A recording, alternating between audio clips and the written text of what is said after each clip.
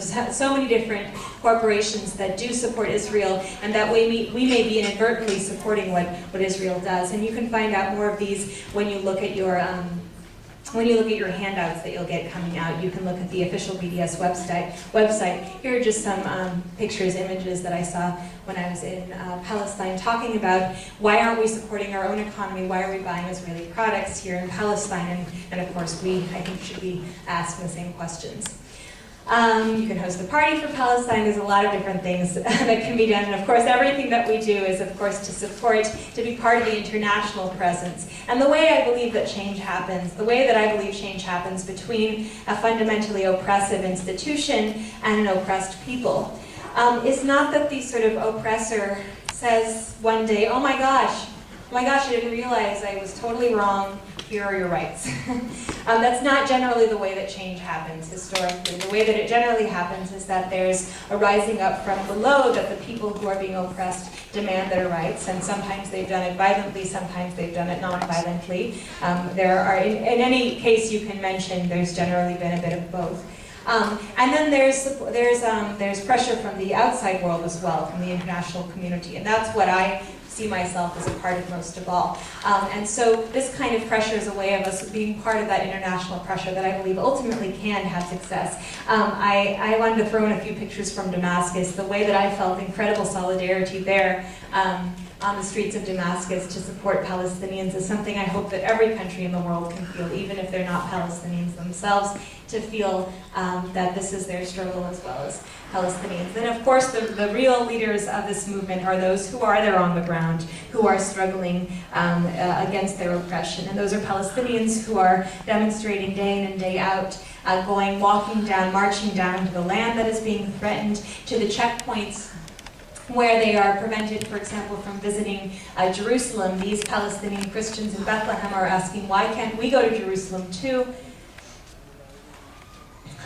This is Basim Abu Rahma. So Belain is a Palestinian village where there have been demonstrations such as this one for the past more than 4 years. Every single Friday, people march down to the land. They do it in the most creative ways. They march down with drums, they dress up in funny costumes, they fly kites, they do all kinds of creative things to express their humanity. And here's a picture of Basim, who has been taking part in these demonstrations now for more than 4 years, and just a few weeks ago, he was shot in the stomach by a tear gas canister and died. And this is the kind of spirit that there is in Belain, one of, we are not simply victims, we are human beings, we are full of life, and we will not give up on showing our right to be here on our land, to get back all of the village land that has been lost on the other side of the wall. And Basim was killed, and for every person killed, there are so many more who are willing to do everything they can to get their rights back. Painting the wall becomes a kind of resistance in Palestine. People paint these incredibly beautiful things. Palestinian hip-hop has become a huge movement. I played some of it as people were coming in.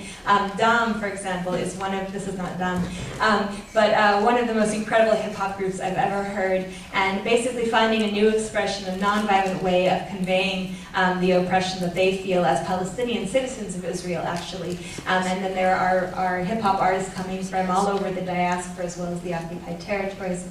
And really, I think the most pervasive kind of resistance, and all these ones that I've been telling you about are all, if you'll notice, nonviolent resistance, something we don't hear too much about because all we hear about is violence, when in actual fact, most of the resistance happening by Palestinians has been nonviolent.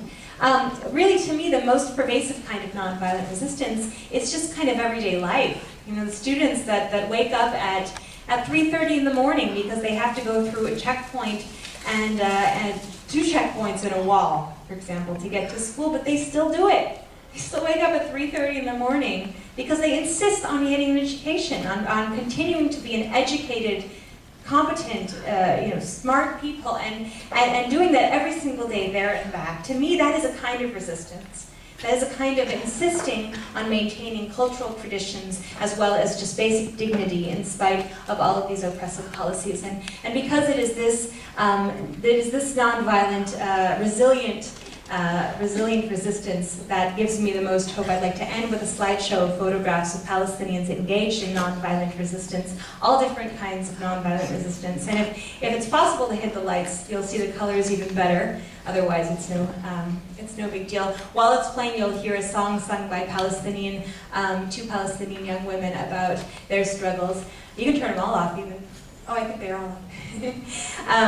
And it's a traditional Palestinian folk tune. This is Maisa. She's one of the ones singing it. And then with her older sister, it's a song called Ala Dalaona, but the words have been changed to talk about the women's role in their struggle for freedom. على دلعونا وعلى دلعونا واحنا سمعناكم وانتو سمعونا ولعبنا سوا واحنا اطفال ومشينا سوا بدرب النضال ضحينا سوا بالدم الغالي وضوينا العتم بنور العيون بدي تسمعني بالله يا خيي مثل ما جابك خلفني بي حكايتنا حكاية للإنسانية حواء جابتنا وآدم أبونا انت بنت 9 وانا بنت 9 إلنا الاثنين انخلقت النابعة نوصلها سوا خميس وجمعة ولا نعطش احنا ولا تعطشونا على دلعونا وعلى دلعونا واحنا سمعناكم وانتو سمعونا ولعبنا سوا واحنا اطفال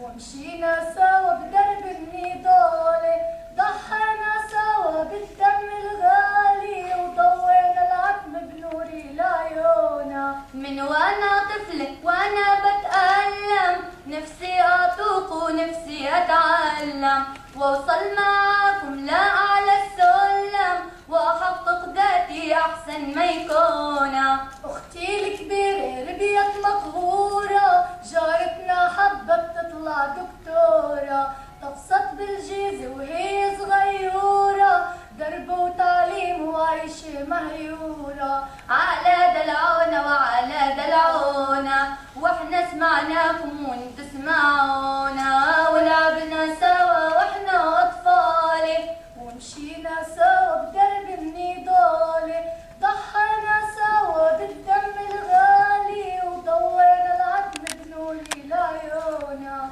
ست الحنون بعز الحصيدة جرح بالقلب وجرح بالايد جوز عليها وطلقها سيدي للقيت حماية ولا قانون سيدي بهالزمن والله يا اختي اطلع لك ران وصورة من ستي لا ارضى انا ولا ترضي انتي ولا يرضى حدا ولا يحزنونا على دلعونا وعلى دلعونا واحنا سمعناكم وانتو سمعونا ولعبنا سوا واحنا اطفال ومشينا سوا بدرب النضال ضحينا سوا بالدم الغالي ضوينا العتم بنور العيون حقي اتعلم مهنة شريفة واختار شريكي بابني ورغيفي ومن حقي اشغل اي وظيفة وحقوق المرأة لازم نصونها وحقوق المرأة حقوق الطفولة ظل القانون تضل مدفونة مش عيب تضل بعلبة مقفولة وهي راح القرن العشرين على دلعونا وعلى دلعونا واحنا سمعناكم وانتو سمعونا ولعبنا سوا واحنا اطفال ومشينا سوا بدرب النضال ضحينا سوا بالدم الغالي وضوينا العتم بنور العيون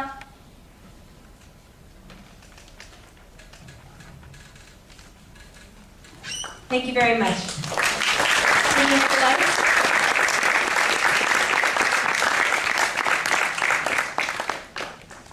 I'm waiting for the lights to come up. We could just do this, I guess, in the dark, but kind of weird. Great, okay. So I wanted to, before we get into the Q&A, to pass around an email list. So this is actually, because we had potentially three separate email lists, which was going to be kind of chaotic. We're just going to do one email list. This is going to be an email list to find out about APER, as well as my reports, as well as MSU. If you